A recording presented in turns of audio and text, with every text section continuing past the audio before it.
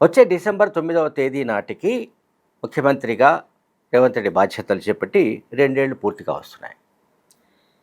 ఆ తర్వాత బహుశా కొత్త సంవత్సరంలో అంటే 2026 ప్రారంభంలోనే రాష్ట్ర కేబినెట్ పునర్వ్యవస్థీకరణ జరిగే అవకాశాలు ఉన్నట్టు తెలుస్తోంది. ఢిల్లీలోని కాంగ్రెస్ వర్గాల ద్వారా ఈ సమాచారం అందుతోంది.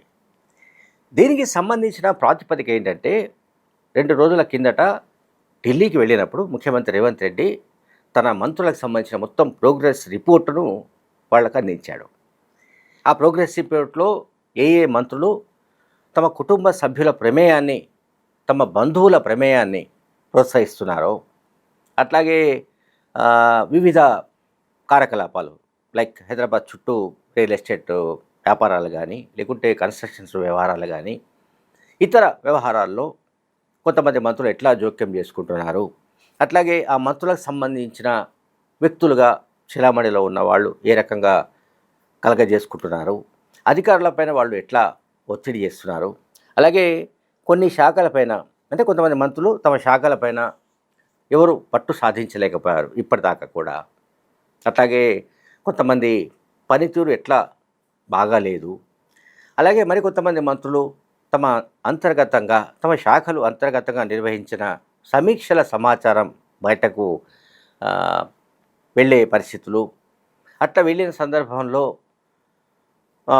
తాను ఎట్లా ఇరకాటంలో పడ్డాడనే విషయాన్ని రేవంత్ రెడ్డి ఆ నివేదికలో తెలియజేసినట్టు సమాచారం అందుతోంది. అంటే మొత్తం డీటెయిల్డ్గా అంటే మంత్రులందరి శాఖలు, ఆ శాఖల్లో ఆ మంత్రుల పనితీరు, శాఖలపైన వాళ్ళు సాధించిన పట్టు, లేకుంటే కొంతమంది చాలా లైట్గా పనిచేస్తున్న పద్ధతి, అంటే సమర్థంగా శాఖను నిర్వహించని వాళ్ళు, ఇటువంటి కేటగరైజ్ చేసి విడివిడిగా కూడా ఒక్కొక్క మంత్రికి సంబంధించిన డేటా అంతా కూడా వీటన్నిటిని ఆయన సమగ్రంగా ఒక నివేదిక రూపొందించి పార్టీ హైకమాండ్కు సమర్పించినట్లుగా ఒక పత్రికలో కథనం వచ్చింది. సరే, ఈ కథనంలో నిజానిజాలు ఎలా ఉన్నప్పటికీ ఢిల్లీ నుంచి మనకు అందుతున్న విశ్వసనీయ వర్గాల సమాచారం ప్రకారం అయితే బహుశా డిసెంబర్ చివరిలో లేదా జనవరి మొదటి వారంలోనే తెలంగాణ క్యాబినెట్ పునర్వ్యవస్థీకరణ జరిగే అవకాశం ఉంటుంది. అంటే పూర్తి స్థాయిలో ప్రక్షాళన జరిగే అవకాశం ఉంటుంది.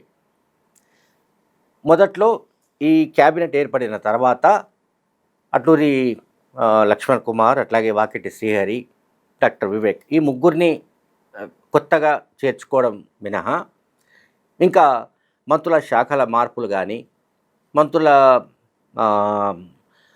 ఇతరత్ర మార్పులు చేర్పులు ఏమీ జరగలేదు. సో ఈసారి జరిగే వాటిలో మాత్రం తప్పనిసరిగా సామాజిక వర్గాలు, జిల్లాలు, ప్రాంతాలు వీటన్నిటినీ బ్యాలెన్స్ చేసుకుంటూ ఖచ్చితంగా పునర్వ్యవస్థీకరించాలని. అండ్ ఇంకొక మాట చెప్పాలంటే, మెరుగ్గా చెప్పాలంటే, ఒక ఎలక్షన్ టీంను తయారు చేసుకోవడానికి రేవంత్ రెడ్డి సన్నాహాలు ప్రారంభిస్తున్నట్లుగా కూడా మనకు సమాచారం అందుతోంది. అంటే 2028 చివరిలో అసెంబ్లీ ఎన్నికలు జరగబోతున్నాయి. మనం ఇప్పుడు 2025 చివరిలో ఉన్నాము కనుక 2026 కల్లా గేరప్ కాగలిగితే అప్పటి నుంచి ఇంకొక 2 ఏళ్ళు అంటే ఆ క్యాబినెట్ కంప్లీట్గా ఎలక్షన్లో పోరాడే జట్టుగా ఉండాలని రేవంత్ రెడ్డి భావిస్తున్నారు. అందులో నిజానికి తప్పేమీ లేదు. ఏ ముఖ్యమంత్రి అయినా కూడా గెలవాలంటే ఒక్క కెప్టెన్తోనే పని కాదు. ఫీల్డింగ్ చేసేవాడు కూడా సరిగ్గా ఉండాలి, క్యాచ్ పట్టేవాడు కొంతమంది ఉండాలి, అండ్ బ్యాటింగ్ చేసేవాడు ఉండాలి, పరుగులు కలిగిన వాళ్ళు కొంతమంది ఉండాలి, అండ్ ఏమంటాం మనం బౌలర్స్ గట్టిగా ఉండాలి. సో అన్ని విధాలుగా అంటే మనం క్రికెట్ గురించి మాట్లాడుతున్నాం. క్రికెట్లో ఎట్లయితే కెప్టెన్ ఒక్కడే క్రికెట్ జట్టును గెలిపిస్తాడు అని అనుకుంటే అంతకు మించిన భ్రమ, అమాయకత్వం, మూర్ఖత్వం మరొకటి లేదు. క్రికెట్ అయినా మరొకటైనా అది స్పోర్ట్స్ కావచ్చు, యుద్ధం కావచ్చు, పోరాటం కావచ్చు, ఏదైనా కావచ్చు.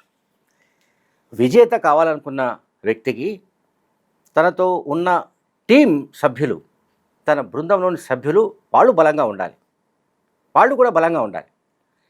తానొక్కడే మొత్తం రాష్ట్రమంతా తిరిగి ప్రజలందరినీ ఆ, కాంగ్రెస్ వైపుకు మళ్లించడం అనేది ఏ వ్యక్తితో సాధ్యం కాదు. ఎందుకంటే తెలంగాణ ఆ, ఏర్పడడానికి ముందు 14 ఏళ్ల పాటు జరిగిన తెలంగాణ ఉద్యమం వేరు, అండ్ టీఆర్ఎస్ ఆవిర్భవించినప్పుడు ఉన్న పరిస్థితులు వేరు. 2014లో ఉమ్మడి ఆంధ్రప్రదేశ్ విభజన జరిగిన తర్వాత టీఆర్ఎస్ను ప్రజలు పట్టం కట్టడం వేరు. అప్పుడు ఒక భావోద్వేగం నడిచింది.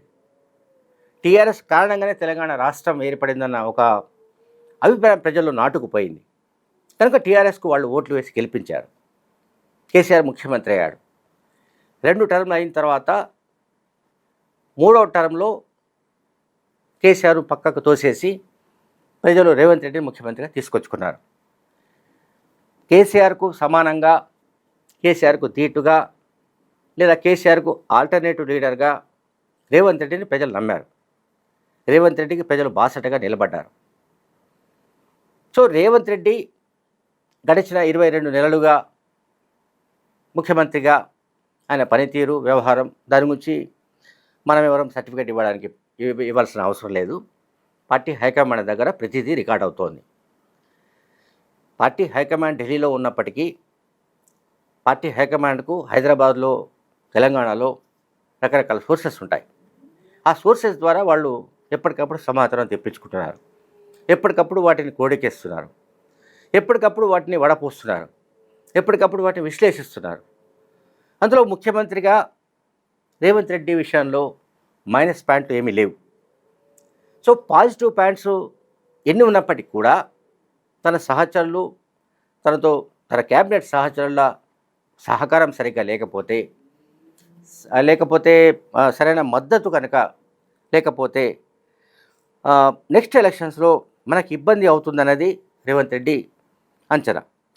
దాన్ని బట్టి మెజార్టీ మంత్రులు ఎవరైతే తమ శాఖలో వాళ్ళ కుటుంబ సభ్యులను, బంధువులను, వాళ్ళని ఎంకరేజ్ చేస్తూ వస్తున్నారో, దీనికి సంబంధించిన విషయాలు ఎక్కువగా హైకమాండ్ దృష్టికి తీసుకొచ్చినట్టు తెలుస్తోంది. అలాగే కొంతమంది మంత్రులు తమ హోదాలో జిల్లాల్లో సృష్టిస్తున్న విభేదాలు, అంటే కొన్ని జిల్లాల్లో మంత్రులకు అట్లాగే ఎమ్మెల్యేలకు మధ్య, సొంత పార్టీ ఎమ్మెల్యేలకు మధ్య విభేదాలు కొనసాగుతుండడం, దాన్ని ఎట్లా హ్యాండిల్ చేయాలి, అట్లాగే ప్రజలతో సంబంధాల విషయంలో కానీ, అండ్ పార్టీకి వీళ్ళు ఏ మేరకు ఉపయోగపడుతున్నారు, కానీ అది కీలకమైంది. ఇప్పుడు ఎలక్షన్ టీం అంటే, ఎలక్షన్ జట్టు అంటే పార్టీని వాళ్ళు క్యారీ చేయాలి తమతో పాటు. పార్టీని వాళ్ళు బలంగా ముందుకు తీసుకెళ్ళాలి. పార్టీకి వాళ్ళు బలంగా మారాలి. పార్టీకి బలంగా మారితేనే పార్టీ క్యాడర్ని బలోపేతం చేయొచ్చు. అట్లాగే పార్టీ క్యాడర్ని తమ వెంట తీసుకెళ్ళొచ్చు. అండ్ మళ్ళీ కాంగ్రెస్ పార్టీ రెండోసారి అధికారంలోకి రావడానికి వీలవుతుంది. అందువల్ల మంత్రుల్లో మార్పులు చేర్పులకు సంబంధించి దాదాపుగా హైకమాండ్ కూడా ఒక కంక్లూజన్కి వచ్చినట్టుగా సమాచారం వస్తోంది. అయితే 2 years పూర్తయిన తర్వాత, అంటే ముఖ్యమంత్రిగా పదవీ కాలం 2 years పూర్తయిన తర్వాత ఈ మంత్రివర్గ పునర్వ్యవస్థీకరణ అంటామా, ప్రక్షాళన అంటామా, ఏదైనా సరే మొత్తం ఏంటంటే భారీ మార్పులు చేర్పులకు రేవంత్ రెడ్డి శ్రీకారం చుట్టే అవకాశాలు కనిపిస్తున్నాయి. Thank you very much.